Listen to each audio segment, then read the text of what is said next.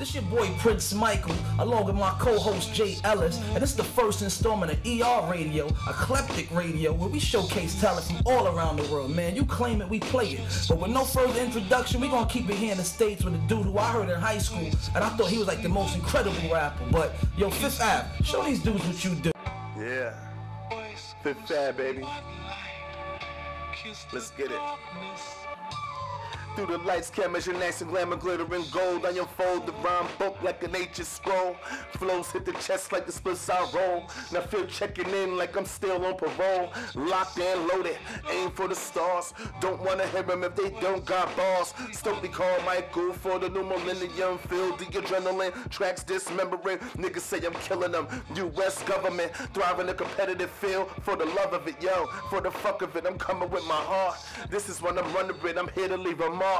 Darkness, lights out, this is New York. Crazy freestyle like I know it would be. Thanks, It's bro. a pleasure to have you here again. Yeah, what's going on, man? I'm happy to be here, man. Yo, That's thanks what's up. Thanks for having me. Artform Radio, what up? What's up? What's up? We got Fifth Ave in the building. Yes, sir. Yeah, what's going on, man? Talk to me. I'm chilling, brother. Working hard on the craft every day, writing, recording, and networking, getting beats, and talking to these people who can help me get further in what I got to do.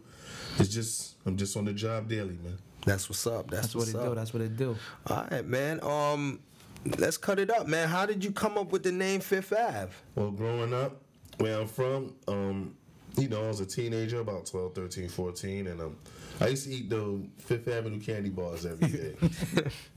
And, you know, it became Fifth Ave as a joke, a neighborhood joke. You know, some more stuff was said in between, but Fifth Ave as a joke. And as I got older, I was still rapping, Okay. you know, and people forgot my government name, and they just called me Fifth, and I turned it into an acronym called 5 times harder than average. Mean. Like that. Thank you, bro. Thank you. And I've just been taking it and running with it. You know, it's how some rappers just make up a name and they run with it from their imagination. This name was actually given to me by my peers when I was growing up. True Okay. indeed, true indeed. That's what's up. Now, here you keep saying about where you from. Where you from? Let the people know where you from. I know where you from. Jay know where you from, but let For them real. know where you from. Well, I'm originally from Southside Jamaica, Queens, but I moved from there when I had diapers. Shout out Queens. And What's up? I've been living in East Flatbush, you know what I'm saying, on and off, you know what I'm saying, for a few decades now. Okay. So you repping so you repping Brooklyn. I'm repping East Flatbush, Brooklyn, Vanderveer, a.k.a. Flatbush Gardens, what they call it now. But y'all know, you know, people who are familiar, they know what Vanderveer is. Yeah. Due to the fact that we're going through this very heavy gentrification, Yeah, it's obvious why these new names have surfaced. So yeah, but it is what it is. Exactly. They want to turn Bed-Stuy into Stuyvesant Heights. I can't understand it. Yeah, everything has a more appealing name, and according to their standards at the moment. But when did you really know hip hop was something that you wanted to do and go hard with?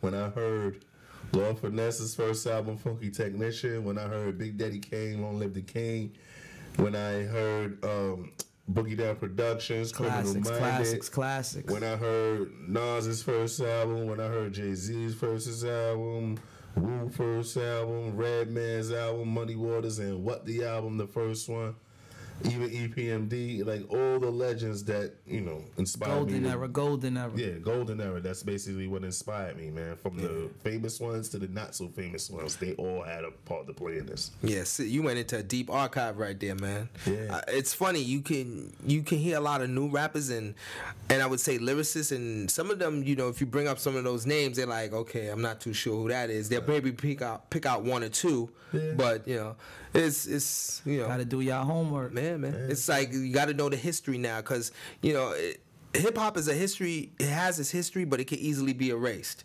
You know, in other forms, other genres of music, they definitely keep the history intact. And I think one of the main things is that what's important for artists now and moving forward is keeping the history of hip hop, because even if you look at R&B, we were able to go back and look at Redman. I mean, sorry, not Redman. Excuse me. We'd be able to go look at James Brown, Parliament, and we could refer to that. And we even from that era of hip hop, a lot of those artists paired up with a lot of those old school, or you would say, timeless artists. It's a generation gap because I know I was born after way many years, a couple of decades after Otis Redding and Sam Cooke died, and I can identify with their music and still enjoy it. But for some reason, this generation is lacking, the soul that was given to like me during my generation. We were giving soul. I have to agree with that. They don't have that anymore. True indeed. I mean, I'm not knocking the the electronical music, EDM, but there's a bit of it that doesn't. They call it electronic dance, but there's a part of it that lacks a little bit of soul. And for me, it does. It does. It's just being truthful as can be. It's about, for me, it's about everything in its original form. Like, you got to remember what made hip hop great. What made R&B so great? You can't run away from these formulas. So I feel like, okay, since everyone wants to run away from the formulas that made things popular and great, now is the perfect time for someone to come along and be like, hey, look, you guys forgot how to do it like this, and hopefully it takes people by storm and, generates a buzz and momentum, and hopefully it influences a generation of artists that come to follow.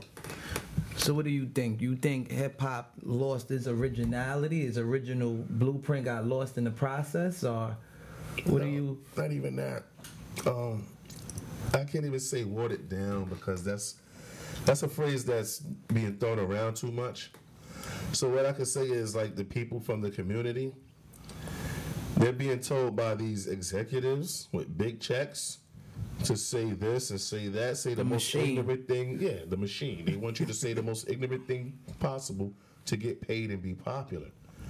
Whereas when you go into music, anyone who does music for real, they're not doing it to be rich.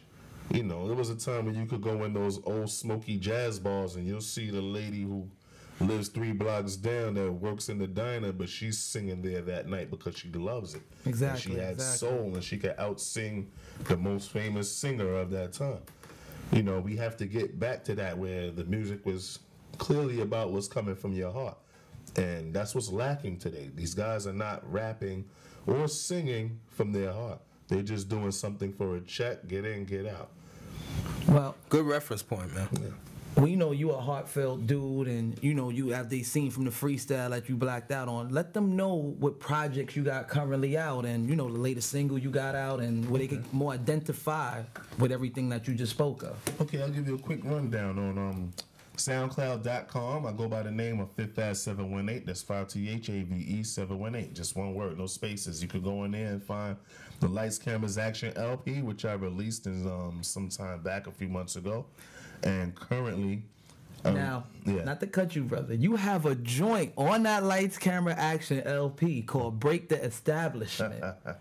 Yeah, tell us more about that, man. Let the people who don't know, y'all need to listen to that. Listen to the whole LP, but I know that was one of the first singles that I seen you really promote and put out on SoundCloud. Because I got to be real with you. Prince Michael, he's always talking about this. He's Definitely. like, he's like, Jay, you got to hear this joint by Fifth Ave. It's crazy. He's like, that really touched. He said he really touched the nerve with that one. I was like, okay, all right. Yeah, because I see that you wasn't scared to face the machine on that one, but I'll let you explain to the viewers.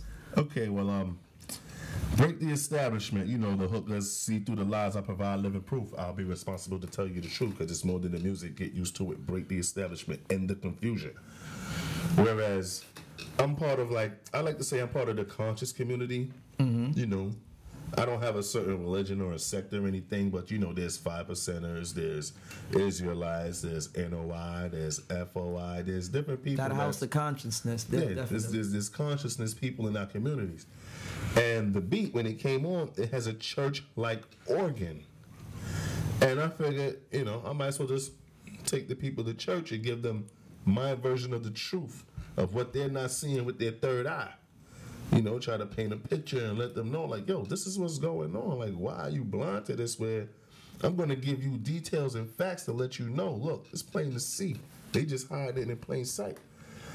And hopefully, some people absorbed it well. I got a lot of hateful people that responded to it as well, but it all comes with the game, But that's all a part of freedom of speech and freedom of expression. Because a lot of people don't realize that, when you do something in may it be music, may it be you paint on a canvas, it is an art form. And anything artistic, it evokes emotion. So of course you're gonna have those who are gonna, they're gonna go against what you're saying. But the whole point is that it's provoking thought. Yeah, exactly.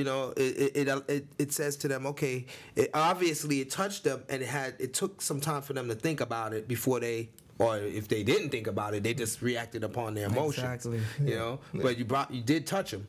Yeah, because most of the time, I feel like my lyrics need to have substance. Being as I'm from a rough neighborhood that some may call a ghetto, you're going to get the rough and rugged side of me as well.